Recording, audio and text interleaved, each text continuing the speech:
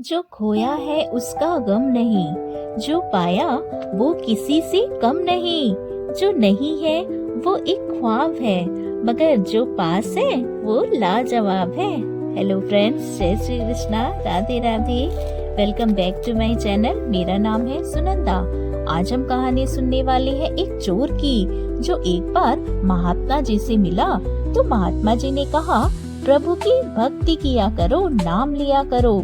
चोर ने कहा, ये सब नहीं हो पाएगा, कोई काम हो तो बताओ। महात्मा जी ने कहा, बस एक काम करना, जब भी किसी पराई स्त्री से मिलो तो उन्हें माता या बहन के रूप में देखना। चोर ने कहा, ठीक है गुरुजी, मैं काम कर दूंगा। चोर एक बार जिस मकान में चोरी करने के लिए गया, वहाँ रानी रहती थी। उस राज्य के राजा की कोई संतान नहीं हुई, तो उसने अपनी पत्नी को अपने आप से अलग कर रखा था, राजमहल से अलग कर रखा था और एक मकान में रहने के लिए छोड़ दिया था। 12 साल से वो रानी जो थी, जिस मकान में रहती थी, उसके बाहर सैनिक जो है सादी वर्दी में जासूसी करते थे। राजा को जाकर के बताते थे कि कौन आया कौन गया। सैनिक दौड़े भागे और बताने लगे कि कोई अनजान व्यक्ति घर में घुस आया है। राजा दौड़ा चला आया और खिड़की में से सुनने लगा कि अंदर क्या हो रहा है। तभी रानी ने उस चोर को चोरी करते हुए पकड़ लिया।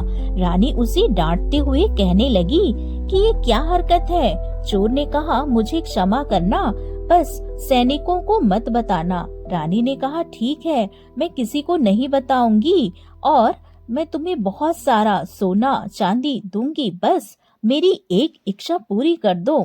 तभी वो जो चोर था वो 4 कदम पीछे हट गया, कहने लगा, नहीं, मैं आप में माता को देखता हूँ, माता के स्वरूप को देखता हूँ, मैं सब नहीं करूँगा। कोई पुत्र के लायक काम हो तो बताओ।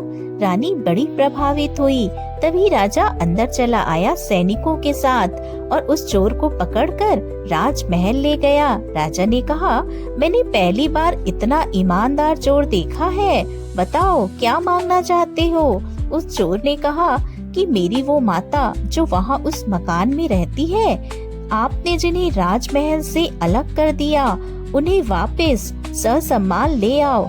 राजा दौड़ा भागा रानी के पास, कहने लगा, चलो वापस सम्मान के साथ। रानी ने कहा, ऐसे नहीं जाऊंगी, आपको मेरी एक बात माननी होगी।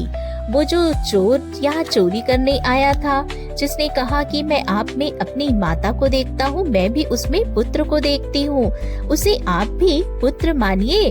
और राजा रानी ने अपना बेटा मान लिया, राज्य का अगला उत्तराधिकारी घोषित कर दिया।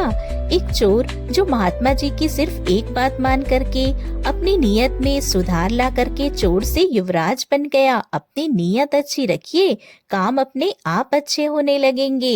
तो ये कहानी आपको कैसी लगी दोस्त? हमें कमेंट में बताइएगा। वीडियो को लाइक कीजिएगा, चैनल को सब्सक्राइब कीजिएगा, फैमिली फ्रेंड्स के साथ शेयर कीजिएगा। Thanks for watching.